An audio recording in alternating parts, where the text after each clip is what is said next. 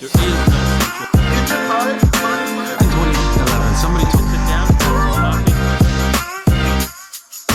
Morning, Bitcoin is very peaceful. Good morning, good evening, good afternoon. Real Bitcoin's here to stay, and you need to be a part of it. Good morning, good evening, good afternoon, wherever you are, whenever you are. Thank you for watching my videos. My name is Da Vinci Jeremy. I'm going to be continuing this series of episodes about Bitcoin, how to buy it, all the basics of it. And today's video is protect yourself before you wreck yourself. Because a lot of people want to hear about Bitcoin and they read about Bitcoin, get excited and crazy excited. I mean, especially if you read the book, The Bitcoin Standard, right? Links in the description below. You will get extremely excited about getting into Bitcoin because you'll realize that it's going to be the money. And once it becomes the money, well, its valuation has to be a lot higher than it is today. So once you do get excited, you end up doing a few things that you probably shouldn't do. One of the things that you shouldn't do is if you do take possession of your Bitcoin, which is the very good thing for you to do, is you put it on a computer that you use every day. And now you think, well, computers can't get hacked. Software doesn't get hacked. Well, clearly it does, right? But some people think that it can't happen. And we've seen this happen every day, and I've heard about people who have lost millions of dollars because somebody remotely hacked their computer. And I don't want you to be one of those victims. So, when you take possession of your Bitcoin, one of the things you should do is own your own separate computer to actually store and manage your Bitcoins. If you can't do that, that's fine, but take some precautions, right? So, of course, not everybody can afford to have a separate computer or a separate phone to use to transfer Bitcoins, and that's okay. But you should do some basic things to protect yourself.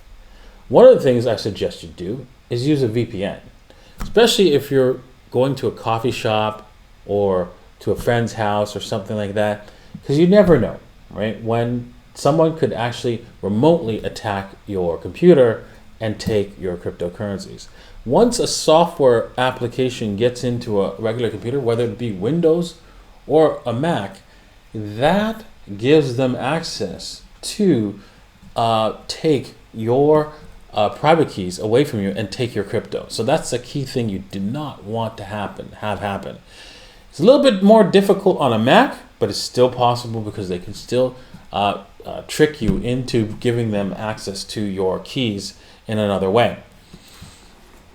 So we don't want that to happen. And so the best things for you to do, right, is to, of course, limit your surface area. So remember to get a VPN. And one of the VPNs I use is NordVPN. I have it right now actually installed on all my devices, so that whenever I go anywhere, I use that to actually access the internet.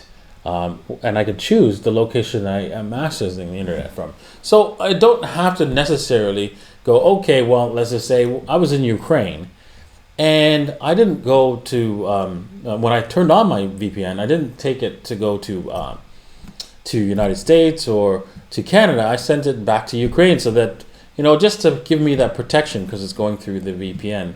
It prevents any applications outside from attacking me. Now, it's not the end-all and be-all solutions, because, of course, that company could get hacked. The VPN company could get hacked itself and try to access your computer systems. Or internally, someone could do that as well.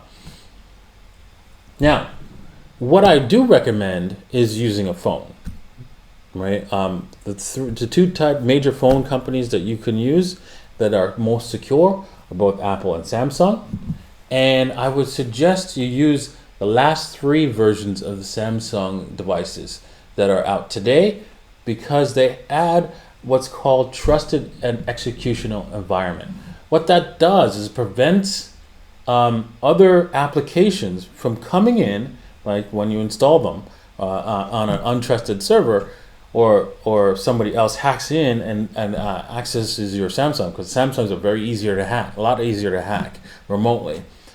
They cannot access that trusted execution area if the wallet uses that software, and that feature, and most wallet softwares do.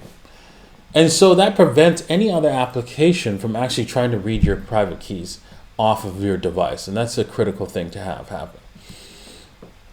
Whilst on the other hand, Apple is more of a walled garden, meaning that there's not a chance for applications to be installed on your computer, on your iPhone, that could actually access another application's data. And it's already designed that way so that no other application can access the data of another application. If you tried to do a workaround, they would see it, Apple would see it, and they would not publish your software. So this is why, I really trust all the iPhones, right, for putting your wallets. Now, it's not the most safest place for your wallet, right? Of course, there are ways to hack your phone if somebody gets a hold of it and access your wallet. So make sure, if you do have an iPhone, that you do put on a password on your wallet software. So for example, if you're using BitPay or MetaMask, make sure there's a secondary password allowing you to enter in to access the wallet or to send funds from the wallet. Once you have that, that's great. That's excellent. You are secure. You are fine. This is not the absolute best level of security, but it is the step in the right direction. I think the best level of security is using a hardware wallet, and most hardware wallets today now allow you to use your phone to send by attaching it to your phone, your hardware wallet, and you could send and receive cryptocurrencies using a hardware wallet. And that's the most secure way of protecting your keys, because those keys are never ever transferred to the phone or to the computer device. So that's where I recommend people using, but that's not for today. I will do a separate video about hardware wallets in the future, but today, right, I just wanted to get this piece of information out to you. Thank you all for watching. Thanks for being a part of this video series. Make sure you like, subscribe. If you want to see more, or if you have any kind of information you want to learn about, please comment in the comment section below. I'm all excited to see what you guys are going to ask me. All right, bye for now.